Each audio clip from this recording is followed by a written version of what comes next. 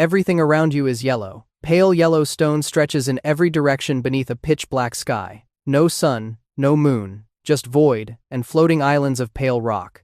Welcome to the end, your home dimension. You exist now, standing nearly 3 blocks tall, with limbs so long and skinny they look like someone stretched you on a medieval rack. Your eyes glow purple. Your body is pure black. And for some reason, you cannot stop making weird noises. Those sounds coming out of your mouth? They sound distorted, almost human. You keep mumbling things that sound like hi and what's up, but run through some kind of nightmare filter. Nobody taught you to speak, you just do it, all the time. Other Endermen around you are doing the same thing. A whole chorus of creepy greetings echoing across the yellow wasteland. This is normal here. You take your first steps and immediately notice something incredible. You can teleport. 1 second you're standing on Endstone, the next you're 30 blocks away without even trying.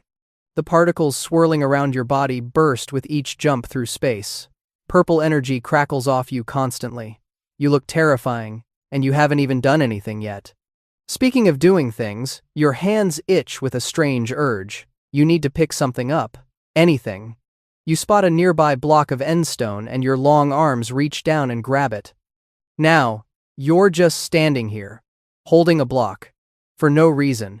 You don't know why you did that. You don't know where to put it. Eventually you'll just set it down somewhere random and pick up a different block later. This is your life now. The end is crowded with others just like you. Groups of 4 wander the islands, teleporting around, mumbling their strange greetings, occasionally picking up and relocating blocks for absolutely no purpose. You fit right in. Nobody bothers you. Nobody attacks you. As long as nobody looks directly at your face, everything stays peaceful. But peace gets boring fast in a dimension with nothing to do. Turns out there are other places to visit. You sense them somehow. Portals exist that lead to dimensions with color and life, and things worth picking up. One day you feel the pull and you teleport through the barrier between worlds. You materialize in complete darkness. Underground. The air smells different here. Wet stone surrounds you on all sides. This is the overworld, and you've spawned in some random cave because the surface is too bright for comfort. Light level needs to stay at 0 for you to feel safe appearing here. Convenient that caves exist everywhere. Now the block selection improves dramatically. Grass blocks, dirt, sand, gravel, even flowers if you're feeling fancy. You spot a little yellow dandelion growing near a cave entrance, and you cannot resist. Your long fingers wrap around the block beneath it, and suddenly you're carrying a flower around in the darkness. Adorable and terrifying at the same time. Night falls on the surface, and you emerge from hiding. The moon hangs overhead, casting silver light across rolling hills and dense forests. Other creatures roam the darkness too. Zombies groan in the distance. Skeletons rattle their bones. A creeper hisses somewhere nearby. None of them bother you. You're neutral out here. You don't start fights, but you definitely finish them. The problem is your face. Something about your eyes triggers an extreme reaction when creatures stare directly at them. One glance at your purple glow from the wrong angle and you lose all self-control. Your mouth opens wide. Your body starts shaking violently. A horrible screaming sound rips from your throat. And then you charge. A skeleton accidentally locks eyes with you for half a second while scanning the area. Mistake. You screech like a broken engine and teleport directly behind it, swinging your long arms with devastating force. 7 hearts of damage per hit. The skeleton crumbles before it can even aim its bow. You calm down almost immediately. Back to picking up random blocks and making weird sounds. Rain begins falling from the sky, and suddenly you're in serious trouble. Water burns you. Every single droplet that touches your skin deals damage. You teleport frantically, jumping across the landscape in random directions trying to escape. Eventually you find shelter under a thick tree canopy. Safe for now. But this is a problem you'll face constantly in the overworld. Puddles, rivers, oceans. Even a splash from a water bottle can hurt you. Stay dry or suffer. The sun rises and things get complicated. Sunlight doesn't burn you directly, but something about the brightness makes you uncomfortable. You start teleporting wildly, jumping from shadow to shadow, usually ending up in a cave somewhere underground. Daytime belongs to the passive creatures above. Nighttime is yours. Months pass and you establish a routine. Sleep in caves during the day. Emerge at night to relocate blocks nobody asked you to move. Teleport away from anything wet. Occasionally destroy anyone foolish enough to make eye contact. Simple life. Straightforward goals. Zero social skills required. Then you discover the Nether. Red and orange everywhere, lava pools dot the landscape, the ceiling burns with eternal fire. This dimension runs hot and dry with no rain to worry about. You can spawn here in certain biomes. The warped forest becomes your new favorite spot. Blue fungus towers over the warped Nilium below. Other Endermen crowd these forests in numbers you've never seen before. A whole haunting of your kind, teleporting between giant mushrooms, picking up chunks of the strange ground, mumbling forever. Soul sand valleys offer another option. Blue flames flicker across the sand while skeletons and ghasts roam nearby. The light level stays low enough for comfort. You fit right in among the other creatures of darkness. Just another tall shadow teleporting through the fog.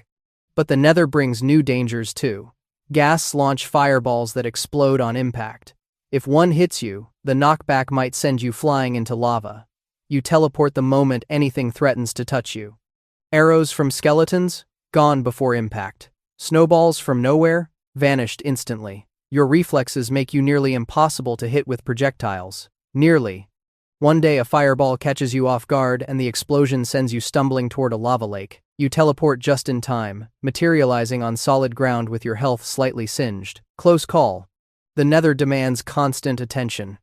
Eventually you feel the pull back home. The end calls to you. Something massive lurks there now. A dragon circles the main island, breathing purple fire and destroying everything in its path.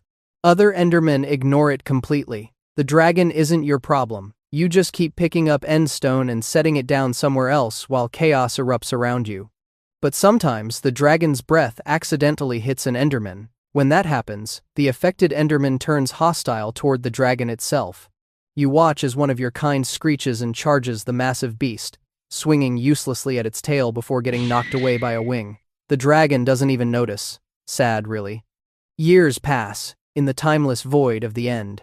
You've teleported millions of times. You've picked up and relocated thousands of blocks. You've destroyed countless creatures who made the mistake of looking directly at your face. The sounds coming from your mouth never stop. The purple particles never fade. You exist in a permanent state of creepy ambience. Your health stays strong at 40 total. 20 hearts worth of endurance. You can survive falls, fire, even brief contact with water if you teleport fast enough. Fighting you requires getting close and swinging quickly because projectiles simply do not work. Smart opponents know to look at your feet instead of your eyes. They know to hide under ceilings only 2 blocks high where you cannot fit. They know water stops you cold. But most opponents aren't smart. Most opponents panic when they see you screaming and teleporting toward them. Most opponents die quickly. The strangest part about combat? You can step up entire blocks without jumping. Other creatures need to hop onto elevated surfaces. You just walk right up them. 1 block elevation means nothing to legs as long as yours. This gives you advantages in terrain that shorter creatures simply cannot match. Chasing something uphill feels the same as chasing it downhill. Your vision works differently too. Everything appears inverted. Colors flip to their opposites. The yellow endstone of your home dimension looks blue to you. The black sky appears white. Other Endermen glow with green eyes instead of purple. The entire world exists backward through your perception. Maybe that explains why eye contact triggers such an extreme response. Something about direct visual connection with another creature creates a feedback loop your mind cannot handle. One final detail makes your existence truly strange. When you die, you drop something valuable. An ender pearl. This small item allows others to teleport just once, throwing it and appearing wherever it lands. Your entire body apparently contains one of these precious orbs. Why? Nobody knows. The universe decided Endermen should carry instant teleportation technology inside them and leave it behind when they perish. Also, when others use those pearls, sometimes a tiny creature spawns nearby. An endermite. Small, purple, annoying, and you absolutely despise them. Something about endermites triggers the same rage response as eye contact. You will attack any endermite on sight without hesitation. They are your natural enemy, and you don't even know why. So here you stand, 3 blocks tall, arms longer than your body, eyes glowing purple in eternal darkness, mumbling distorted greetings to nobody in particular, holding a grass block you stole from a dimension where grass actually grows. Somewhere a skeleton accidentally looks up. Your mouth opens. The screaming begins. And honestly, This is the best part of your whole week.